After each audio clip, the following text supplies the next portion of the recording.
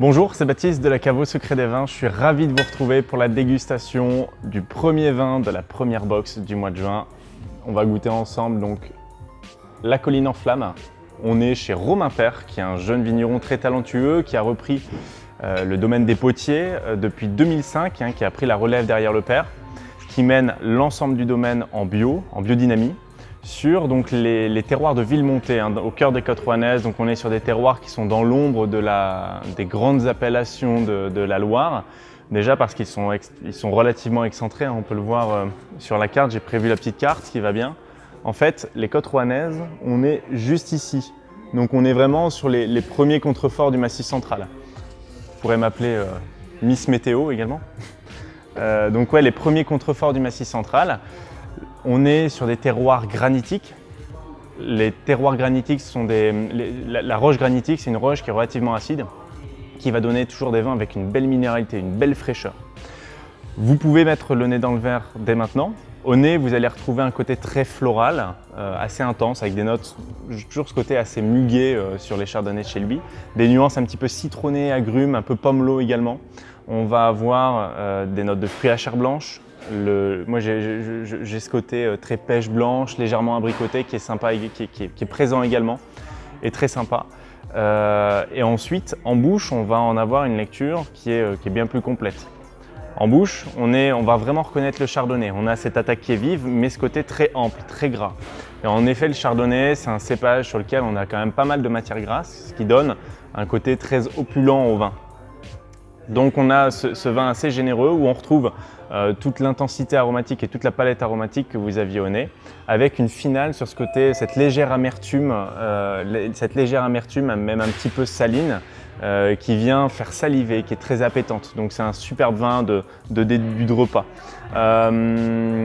Au niveau des accords mets et vins, on peut vraiment s'amuser. Alors moi je pensais à un poulet korma où on a vraiment ce côté épicé, ce côté très indien, qui va se laisser canaliser par le gras du chardonnay.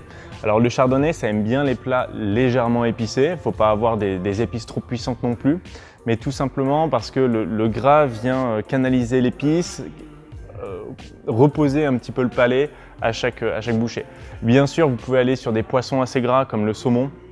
Ça peut être un accord qui fonctionne bien. La minéralité va vraiment bien capter l'iode du saumon. Alors le saumon, comment est-ce que vous pouvez le travailler en papillote? Je vois bien ça avec du fenouil qui va apporter ce côté assez végétal, qui va vraiment bien accompagner le côté très floral que vous avez dans le vin. Il y a une autre possibilité également, c'est d'aller sur une belle sole meunière avec vous prenez votre sole, que vous faites cuire dans un beau beurre moussant, que vous citronnez légèrement, ça sera top. Ça peut être un très bel accord. J'avais une autre idée également que j'avais notée, c'est prenez un plat tout simple, mais si vous prenez une belle cœur de bœuf qui sort de votre jardin si possible, prenez une burrata au lait cru que vous avez été chercher chez votre fromager, une belle huile d'olive. Alors nous en cave on a les huiles d'olive vertes qui sont très sympas, très végétales, et une belle huile d'olive intense avec le côté lactique de la burrata et la sucrosité de la tomate sur ce vin là, c'est superbe, c'est testé et approuvé, ça vous pouvez y aller sans hésiter.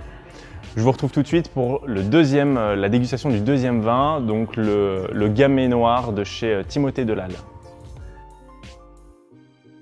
On se retrouve pour la dégustation du deuxième vin de la première box. On part donc chez Timothée Delal dans la Loire. Donc cette bouteille ici, voilà, sur le PL 1953G de chez Timothée Delal.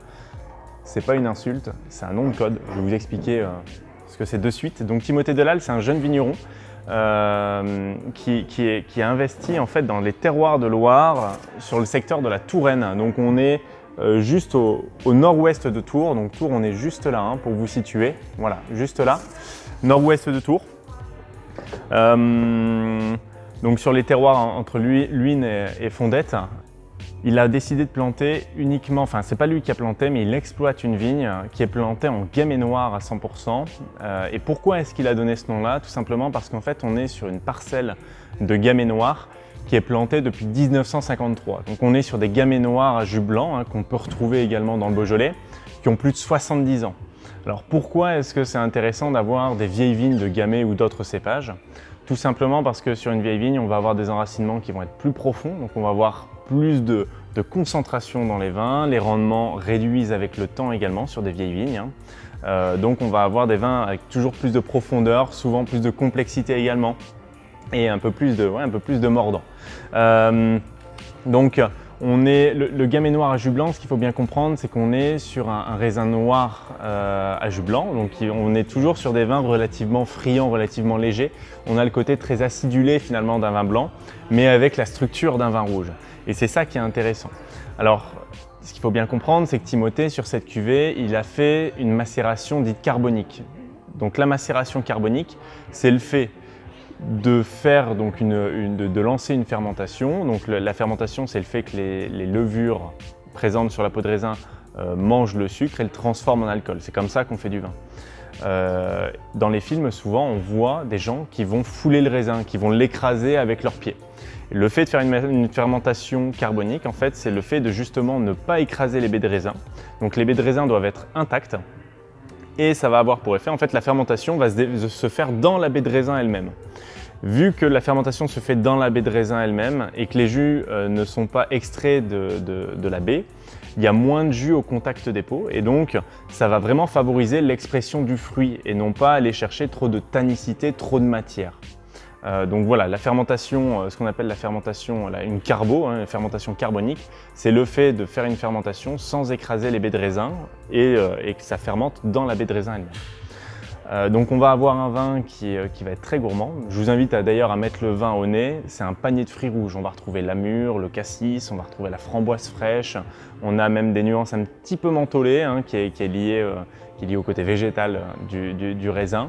Donc on a beaucoup de fraîcheur aromatique avec une toute petite pointe un petit peu poivrée, poivre blanc qui est vraiment représentatif de ce qu'on peut avoir sur des gamay. En bouche, c'est assez étonnant. Le gamay d'habitude donne des vins très légers, très frais. Alors attention, on a de la fraîcheur dans le vin, mais on a quand même une certaine matière, une certaine structure. Je pense que ça, c'est aussi lié à l'âge des vignes, à l'enracinement profond qui donne des vins assez concentrés. Ça donne des vins avec un tanin qui est présent, relativement velouté, mais qui est quand même assez présent, avec un côté très acidulé, et où on retrouve tous ces fruits rouges, ces notes légèrement réglissées. On est même plus sur la réglisse que sur le poivre en bouche. On a une concentration qui est vraiment sympa. Donc c'est des belles petites bouteilles. Au niveau des accords mets et vins, moi je vois bien un beau lapin au pruneau. Alors pourquoi? Parce que le lapin va demander des vins avec un petit peu de mâche, avec un petit peu de tanin, pour vraiment apporter la mâche nécessaire au lapin. Mais les pruneaux vont apporter de la sucrosité. On a l'acidité du gamay qui va apporter du peps, qui va vraiment rafraîchir les papilles. Donc ça, je vous conseille cet accord-là, ça devrait très bien fonctionner. Après, je vous laisse la charge de la réalisation du lapin au pruneau. Après, vous pouvez vraiment vous faire plaisir, pourquoi pas avec tout ce qui est plat en ragoût, donc les carbonates flamandes, où on a des sauces un petit peu sucrées, des vins, des plats sur lesquels on aime bien avoir un petit peu de mâche, ça fonctionnera très très bien. Pour tous les aficionados de rouge sur le fromage, alors moi je suis très fan des blancs sur le fromage. D'ailleurs, le chardonnay que vous avez eu avant, de chez Romain Père, vous pouvez vous amuser sur pas mal de fromages, mais ce n'est pas le thème d'aujourd'hui. Là, vous pouvez vous amuser sur un beau fromage de chèvre, pourquoi pas un Valençay ou un Sainte-Maure de Touraine, pour vraiment la jouer locale. Vous pouvez vous amuser, ça devrait vraiment pas être mal.